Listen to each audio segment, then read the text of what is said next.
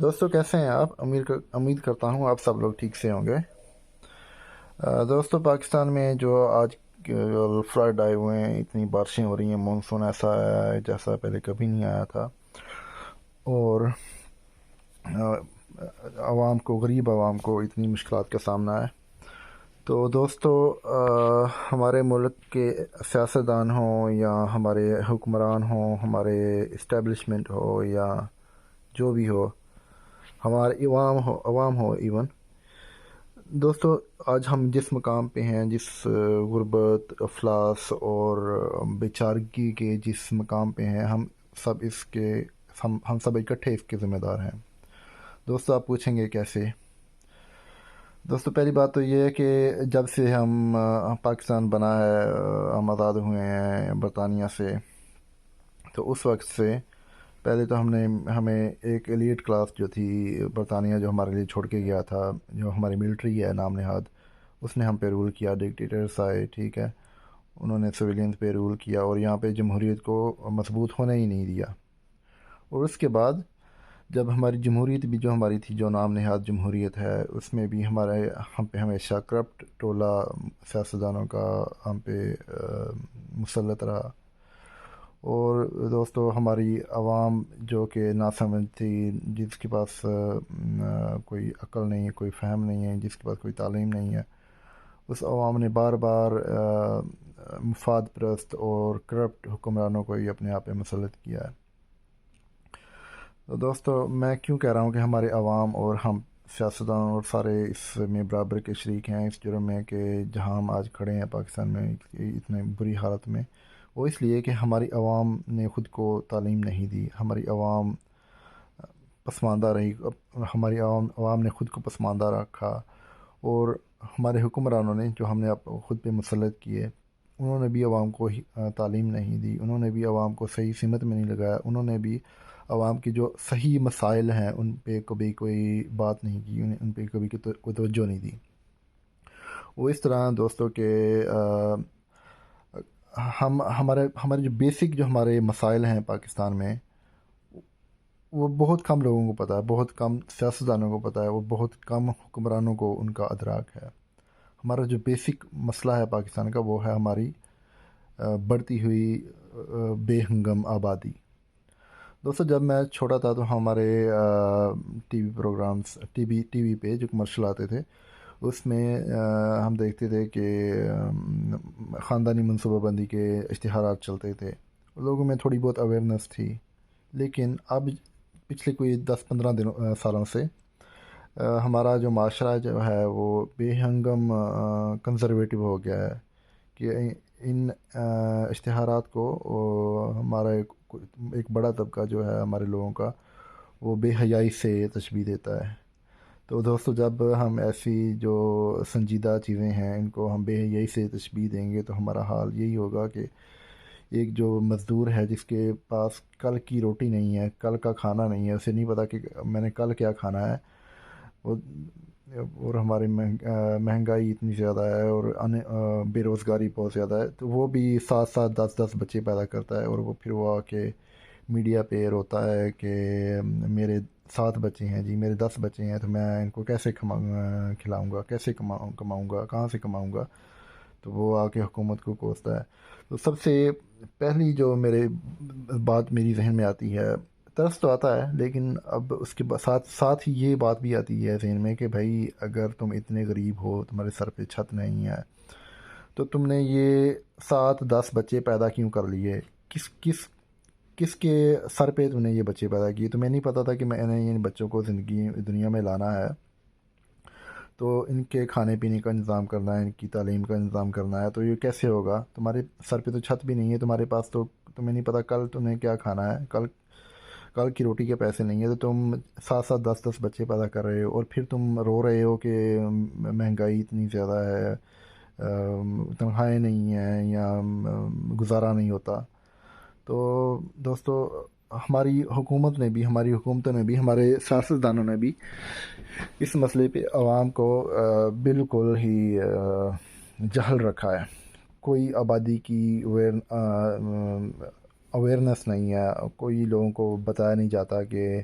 یہ بھی ایک بہت بڑا مسئلہ ہے، خاص طور پہ ہمارے غریب ملک میں جہاں پہ وسائل پہلے ہی نہیں ہے بالکل بھی، اور وہاں پہ آپ آبادی اتنی بڑھاتے جائیں ہماری مجھے لگتا ہے کہ کوئی 20 کروڑ آبادی تھی کوئی آج سے کوئی 5-6 سال پہلے، اب جو اسٹیمیٹ ہے وہ 25 کروڑ کے لگ بھگ جو پہنچ چکی ہے ہماری آبادی۔ تو دوستو، جب بنگلہ دیش ہم سے آزاد ہوا تھا، ہم کہتے ہیں نا کہ بنگلہ دیش نے بہت ترقی کر لی ہے، تو اس کی ترقی کی کیا کیا راز ہے بنگلہ دیش کی ترقی کا؟ بنگلہ دیش جب پاکستان سے آزاد ہوا تھا تو بنگلہ دیش کی آبادی پاکستان سے زیادہ تھی، تو اب ان کی آبادی جو ہے وہ پاکستان سے کئی گنا کم ہے، اور ہم نے اپنی آبادی میں بنگلہ دیش کو کراس کر دیا ہے۔ تو بنگلہ دیش میں ترقی اس لیے ہوئی کہ انہوں نے اپنی خاندانی منصوبہ بندی پہ کام کیا، انہوں نے اپنے بے ہنگم بچے پیدا کرنے پہ انہوں نے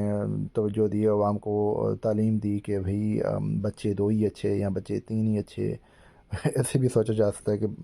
لازمی نہیں ہے کہ آپ نے کرکٹ کی ایک ٹیم بنانی ہے، 11-12 بندے پیدا کرنے ہیں اور ان کو دنیا میں لانا ہے، پھر آپ نے رونا ہے کہ بھئی ان کو کھانے کے لیے پیسے نہیں ہیں، ان کی تعلیم نہیں ہو سکتی۔ اسی لیے تو یہی تو ہمارا مسئلہ ہے کہ ہماری آبادی کا بڑا حصہ جو ہے وہ اسکولوں میں کیوں نہیں ہے، تعلیم کیوں نہیں انہیں میسر ہے؟ وہ اس لیے کہ اتنے وسائل نہیں ہیں لوگوں کے پاس جتنی ہماری آبادی ہے۔ اچھا دوستو، یہ تو تھا ایک بڑا مسئلہ کہ آبادی ہماری بہت زیادہ ہے۔ تو دوسرا بڑا مسئلہ جو ہے وہ ہمارا وہ ہے کہ کلائمیٹ چینج، یا جسے کہتے ہیں ماحولیاتی تبدیلی جو ہے وہ پوری دنیا میں ہے، اور کہتے ہیں سائنسدانوں کا کہنا ہے کہ پاکستان جو ہے وہ میرے خیال 5ویں-6 نمبر پہ ہے، بڑا وہ ملک ہوگا جو سب سے زیادہ جو ہے وہ ماحولیاتی تبدیلی سے جسے نقصان ہوگا۔ تو دوستو، ہم دیکھ رہے ہیں آج کل جو ہماری بے ہنگم مانسون آ رہا ہے، ٹھیک ہے، اور دریا ہمارے بفرے پڑے ہیں۔ اس سے پہلے چلو اب تو پانی بہت زیادہ ہو گیا نا، بارشیں بہت زیادہ ہو گئیں، پہلے جو 4-5 سال گزرے ہیں وہ شدید قسم کا وہ ایک کیا کہتے ہیں خشک سالی کا تھا مقام تھا۔ ہمارے جو ریگستان تھے، ہمارے جو غیر آباد علاقے تھے، وہاں پہ جتنا بھی کوئی ہریالی نہیں بچی تھی، سارا سبزہ جو تھا سارا سوکھ چکا تھا، کیونکہ بارشیں نہیں ہوئی تھیں 4-5 سال سے، سخت خشک سالی کا سما رہا ہے۔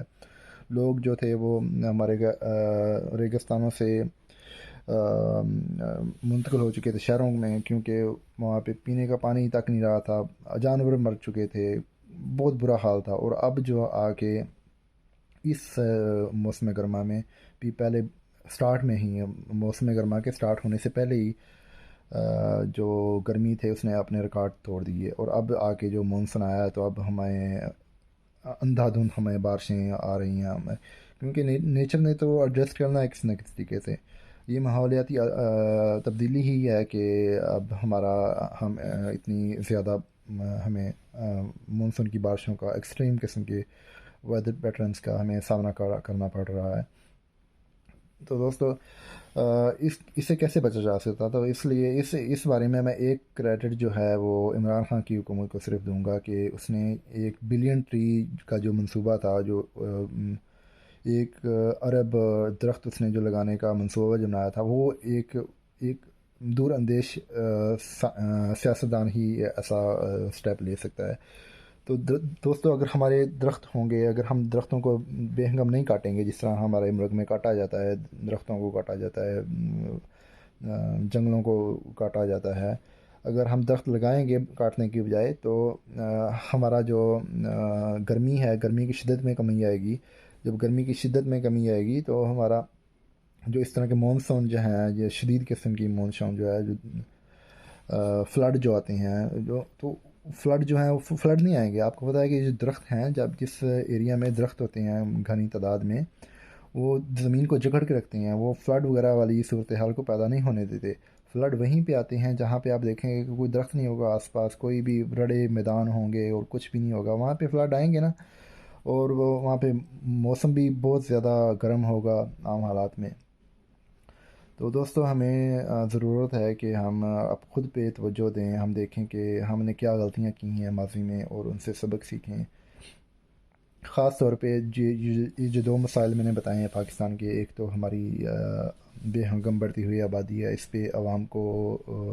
تعلیم دینے کی ضرورت ہے کہ ہم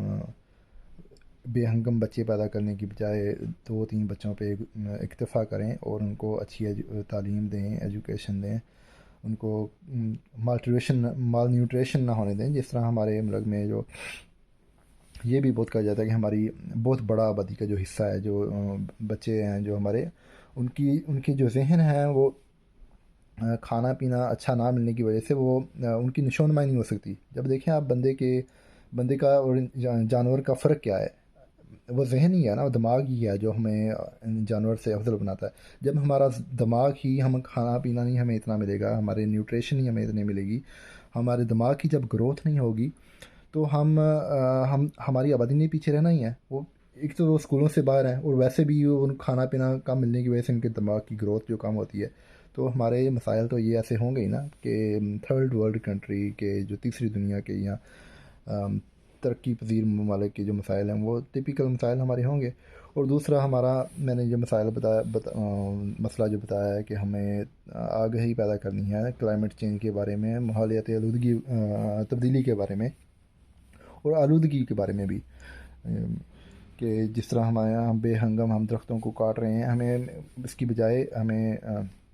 درخت لگانے چاہیے مزید. اور ماحولیاتی آلودگی سے مجھے ایک اور بات بھی میرے ذہن میں آئی کہ جس طرح ہماری غریب عوام ہے، ٹھیک ہے،